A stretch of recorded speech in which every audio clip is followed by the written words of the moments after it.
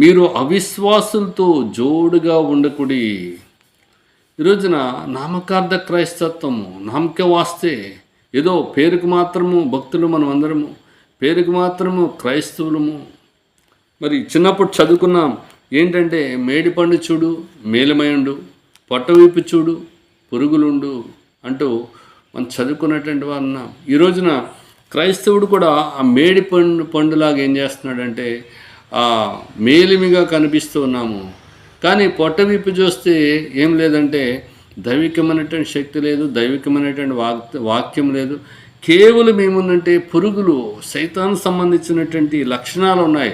అందుకే పౌలు యొక్క వేదన అని అంటున్నాడు, మేము క్రీస్తుకు రాయబారులమై మిమ్మల్ని ఏం చేస్తున్నాం, దేవునితో సమాధాన పడండి అని మేము మిమ్మల్ని బతిమాలు కొంచున్నాం. ఈరోజు మేము కూడా సహోదరి మేము రిక్వెస్ట్ చేస్తూ ఉన్నాము, దయచేసి దేవునితో సమాధాన పడండి.